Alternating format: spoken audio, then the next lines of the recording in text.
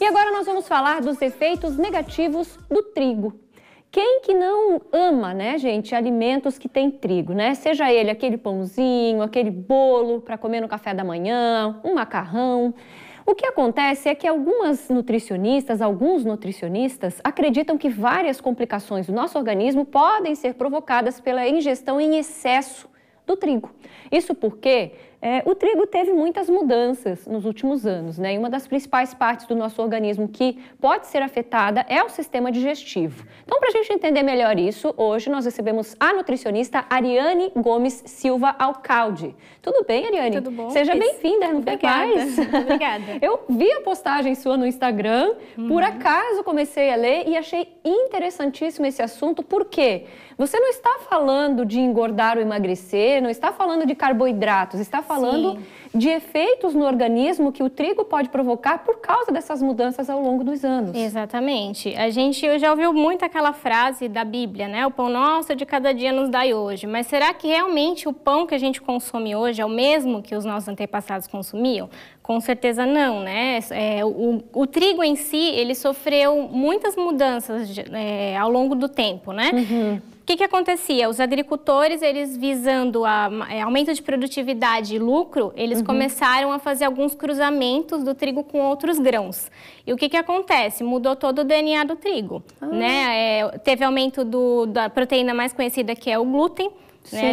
É o que a gente mais ouve falar. Então, é cerca de 400% a mais de glúten no nosso trigo atual, né? Comparado com o nosso trigo passado.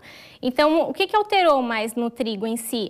As suas estruturas, né? Antigamente, os trigos eram altos, leves. Hoje em dia, são plantações mais curtas. Então, mudou muita coisa mesmo. Ou seja, ele é um trigo total...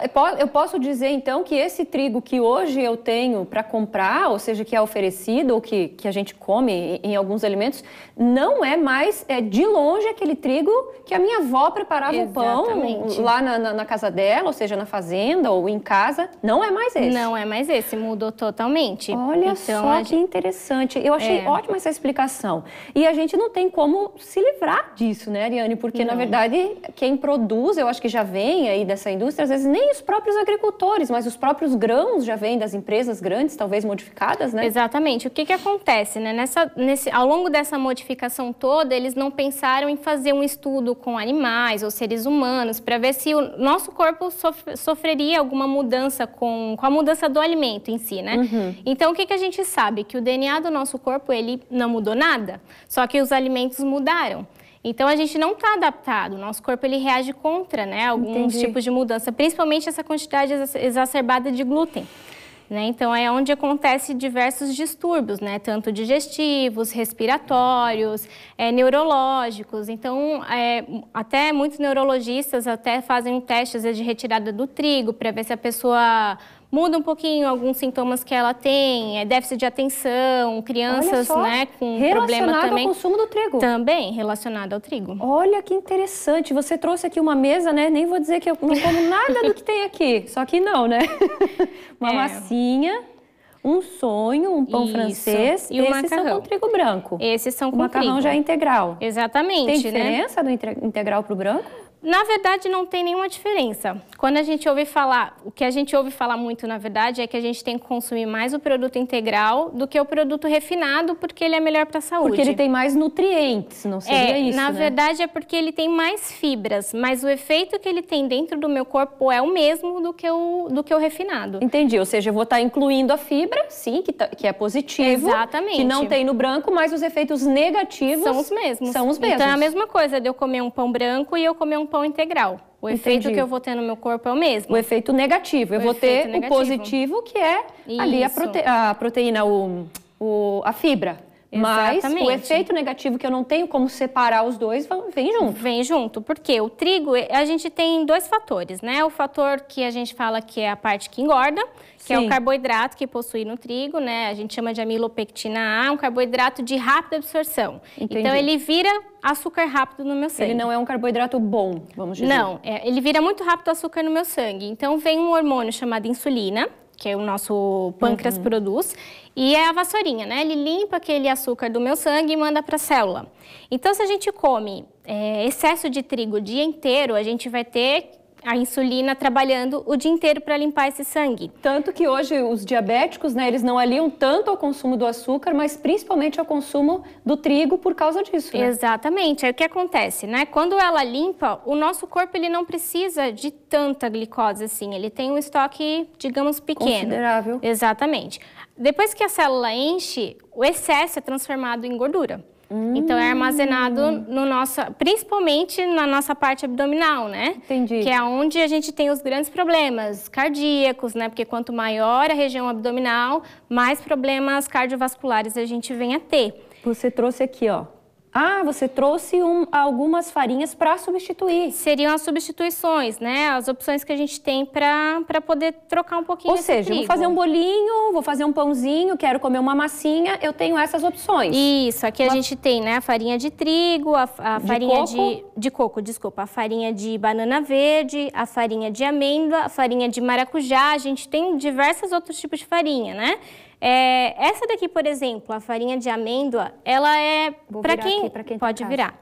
Para quem tem a opção, né, que quer emagrecer e tal, ela é mais indicada, porque ela vem das oleaginosas. Então, amêndoas, castanhas, nozes, as farinhas desse tipo de alimento, elas são baixas em carboidrato. Então, a pessoa pode consumir, a gente chama até de low carb, né, baixo em carboidrato. Sim. Então, pode consumir tranquilamente nesse processo de emagrecimento, né, muito bem para a saúde também. A farinha da banana verde, uma vez até a gente fez uma reportagem sobre ela, falando que ela tem um índice de carboidrato positivo, né? Sim. Que te dá a energia do carboidrato, mas não tem os aspectos negativos da farinha branca. A banana verde, ela tem um amido resistente, né? O que seria isso? Ele não é totalmente absorvido, então ele chega intacto no nosso intestino, né? Então ele não prejudica tanto a parede dos nossos intestinos, digamos assim. Entendi. E aí tem a de coco e tem a de maracujá. Ela tem o gostinho do maracujá? Por exemplo, se eu fizer um bolinho com ela, vai Tem um pouquinho. Por isso que às vezes cada receita vai um tipo de farinha, né? Exatamente. O macarrão, a gente deu uma dica aqui um tempo de substituir, fazer um macarrão, por exemplo, de abobrinha. Sim, tem de abobrinha, a gente consegue fazer de pupunha, né, que é o palmito de pupunha. Então, assim, estamos falando, claro, aqui, né, Ariane, de pessoas saudáveis, né, porque cada pessoa que tem o seu problema de saúde aí vai ter a sua recomendação específica. Sim. Mas pessoas saudáveis que talvez tenham aquele desconforto, que talvez estão ali se sentindo um pouco inchadas. Procurar, às vezes, uma orientação, mas trocar, não tentar se entupir muito de farinha branca, ou seja, todos os derivados. Sim. Tentar fazer essa troca para ver se dá aquela aliviada. Saúde, né? Isso, a gente ouve muito a questão dos celíacos, né? O celíaco que tem que tirar o trigo, porque ele não pode, porque vai dar problemas digestivos. Mas a gente tem 1% entre celíacos e 30% de pessoas que são intolerantes, mesmo não sendo celíacas.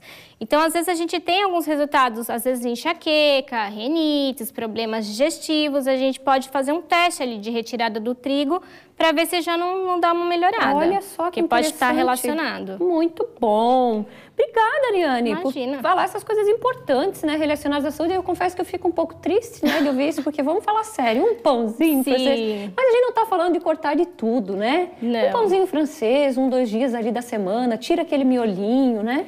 Passa uma manteiga, alguma coisinha que a pessoa gosta ali, mas bem saudável. Tentar, na verdade, transformar ele menos em rotina e mais em momentos, assim, agradáveis. Sim. Vai ter uma festa, alguma coisa assim, a gente vai comer os produtos. Mas tirar ele um pouco dessa rotina do dia a dia que a gente tem, exatamente. Obrigada. Imagina. Seja sempre bem-vinda aqui no Ver Mais.